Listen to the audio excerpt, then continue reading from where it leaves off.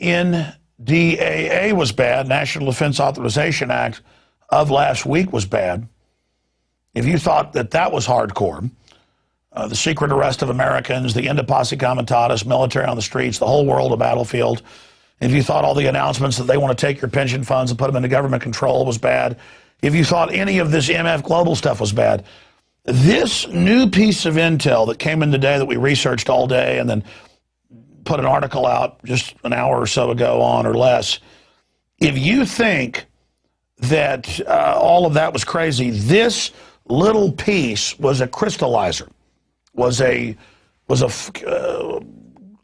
real indicator of just how serious things are.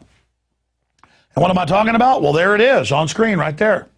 Exclusive government activating FEMA camps across America, across the United States. And of course, that's quite a headline. We have the emails, we have the internal Halliburton KBR documents, government defense and infrastructure, not for public eyes, restricted info, sent to us by people in government. I'll just leave it at that. And it's got the 5 regions for the FEMA camps, and it talks about barricades and barbed wire and armed guards, and it says that they've built the camps and that now they need to get ready to staff them, and that they need to be ready within a 72-hour period for the guards and the people in the canteen with the food and the launderers and just the whole 9 yards. There it is. So they've been setting this up for more than 2 decades, and now they started earlier in the year, back in February of this year, advertising for upwards of 100,000 internment specialists here in the United States, and now we're learning where they'll be at. Now this particular manning of the camp is your local sports stadium, your local FEMA center. These are 300-person camps to 1,000-person camps where they then interrogate you and go over things, and then you're sent off to the 1 million-man camps that we're going to be breaking down. But I tell you what, I did a whole report on this. Oh, thank you, Marcos. Appreciate that water. I've done a whole report on this that's coming up. But I suggest that you do what anybody with common sense, and of course our listeners, I think I have a little extra common sense, I would call your friends and family right now. And I would tell them to mosey on over to Infowars.com so they can see this information. And I would tell them to get this information because it's a lengthy article that Kurt Nimmo and I put together this afternoon. It goes over all of it. And it's got links to films and congressional hearings and admissions of all of this.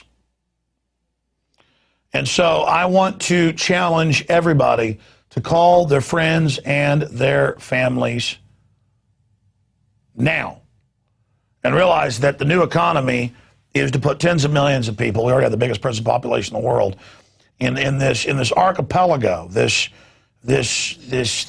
giant chain of facilities all over the country. Because it's all there. All the government documents, all the government admissions, a civilian inmate labor camp program run by the Army, where they're at, all the details down to how they're going to break the families up and where the children go and the forced inoculations and everything. The executive orders, the legislation, the congressional hearings. But I tell you, Glenn Beck used to giggle and laugh a couple years ago. He really enjoyed that. Where for over a month he built it up that I think FEMA camps are real. We've done an investigation and we're going to expose it on this date. Then the date would come and he's, oh, I'm sorry, we're not ready, but it's bad what we're finding. And then a day later, after saying, oh, we have popular mechanics, the yellow journalism specialist of the famous family of yellow journalism that wrote the book on it. They made a movie about it with Orson Welles, Citizen Kane. And they came out and they said that, oh, I did research, none of it's true, it's all fake. And they said, look at this website, it's a photo of a North Korean prison, doesn't exist here. And look at this website, You know, they say that this train station is a FEMA camp. And I had even predicted a few days before that they would go with that straw man attack because I'd sent them all the information. I could see what they were doing. And this is the military-industrial complex absorbing America and basically declaring a police state and reinstituting a form of slavery. They ship drugs in, they make laws where if you use the product that they ship in, you go to prison. And you work for 25 cents an hour, and the good old boys get on talk radio and say, good, make prisoners work. But did you ever think it's taxpayer paid for, the profits are privatized off of slave labor, you got 4 million plus people working in slave labor, and they work for below, on average, 25 cents an hour? What's that going to do to your wages? You think China's driving down your wages? You think Mexico? You think India? You think Paraguay is driving down your wages? At least there, it's pretty much a prison, but the families are getting something. This is people in prisons that are taxpayer paid for, and then the profit is off of somebody working for 25 cents an hour or less. Telemarketing, furniture, license plates, refurbishing computers. And by the way, the Japanese-American main group has come out and said they're worried about the NDAA and secret arrest of Americans and all the rest of this. I mean, it just boggles the mind that all of this is happening. And then on the heels of the NDAA, they've built the camps, they've admitted the camps are going in, and now they want the personnel to man them. And they say you've got to be signed up starting next year in February, and you've got to be ready from them on out. You're given a basic contract to be standing by to man the camps. So they're paying groups now to man the camps. I mean, let me think. They've been building the camps for decades. They've been keeping them quiet, but they're on old military bases and private facilities. That's admitted now in the Emergency Centers Establishment Act. It documents that our analysis was spot on. It's exactly what we had seen them building and constructing, but we were only piecing it together and reverse engineering, and it confirmed it all and more. In fact, it stunned me how accurate we were with the pieces we had. But now all the pieces are in the jigsaw puzzle. And so these things are in place. They build a bunch of them, small ones, medium ones, huge 1 million person camps. I mean, that's a big city. That's a camp the size of Austin, Texas. I mean, my God. And it talks about the civilian inmate labor camp. It says you're going to work in these. And I've heard Michael Savage years ago say, we're going to make these people that are in the camps work. We're not going to pay for you. No, I know you're going to work for nothing and then displace everybody else's jobs. I mean, I guess the slave camps that Walmart and others have bought their goods from in China, they're just going to move them here now. And, of course, who cares if the Constitution says all this is wrong? They have basically thrown that down the toilet. Makes the crimes of Nixon look like something a choir boy would do. So Rex 84 is in place. All of this has happened. All of this has been done. And I am live here at 7:32 Central, 8:32 Eastern, reporting to you live right now, asking you to call your friends and family and to have them go to Infowars.com. Project overview and anticipated project requirements, lining the people up to now man the camps, right as the world economy collapses by design, right as the New World Order banking system is announced, right as the sovereignty is butchered, right as they get rid of posse comitatus, right as they tell you they're going to arrest you, right as it comes out that they're calling mainline protesters terrorists and telling cops this, right as this treason is trotted out in everybody's face, exclusive government activating FEMA camps across America. It's one thing to build them. I saw a couple years ago where they were taking and refurbishing the old Japanese camps for use. That was in Associated Press. I mean, this is so chilling. And then you see people like Colbert making fun of this, and you know, that's coming up later in the show we taped. It's just so sad this has to happen. I mean, this is not going to be good for 99.9% of us. This is not good for our society. The globalists have a philosophy of eugenics and post-industrial world and shutdown of the economy. And you look at what happened to the Japanese where they took, many of them owned companies and shipping companies and fishing companies and big farms, very hardworking people in the free market system. Some of them were millionaires in the 1940s, which is like being worth hundreds of millions today. And they just took their stuff, raped their women in many cases. And their sons still, though, to prove themselves, went and joined the U.S. military and went and fought and died valiantly in the European theater.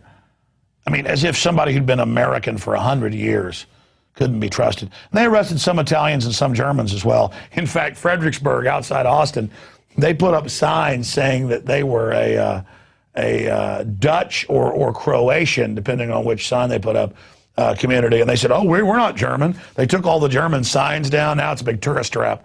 And, you know, ran around saying, hey, don't come after us. We're not German. I mean, this is ridiculous. I mean, if we had a war with England, when we start arresting anybody who had an English name, oh, my name's Jones, or let's say we had a war with Mexico, which could happen. Mexico is just totally collapsed, out of control. Would we arrest everybody with the name Gonzalez or Hernandez? I mean, this is what we're talking about.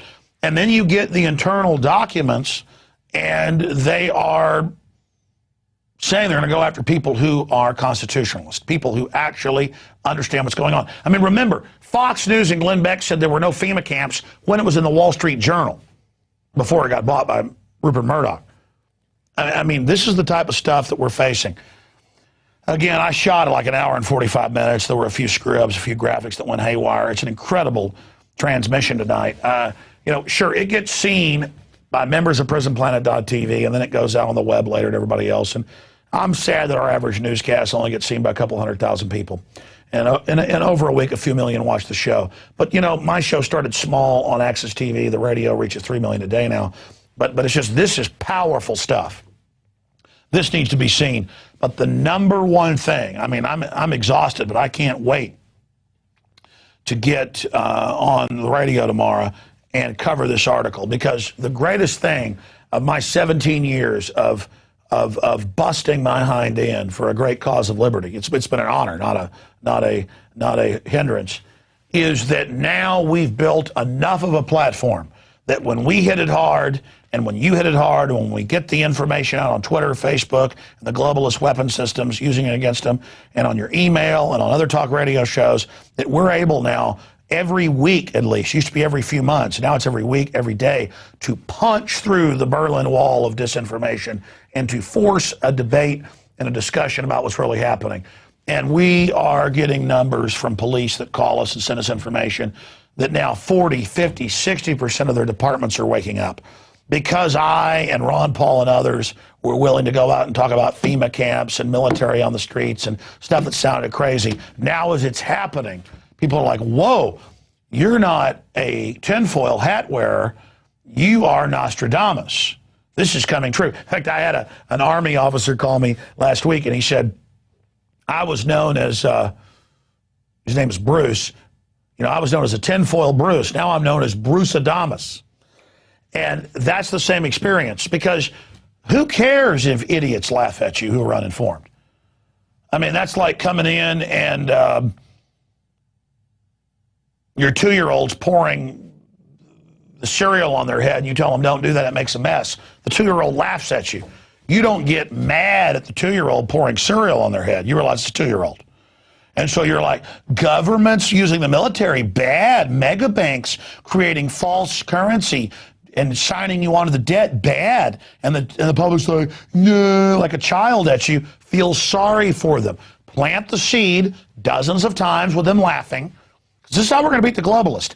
I mean, it's not even a debate. Who cares if some poor person who's ignorant laughs at you? It'd be like if you pulled up to some, you know, autistic person's house and you said your house is on fire and they went, ooh, and ran past you. So what? You call the fire department. You saved them. They don't know. Don't take it personally.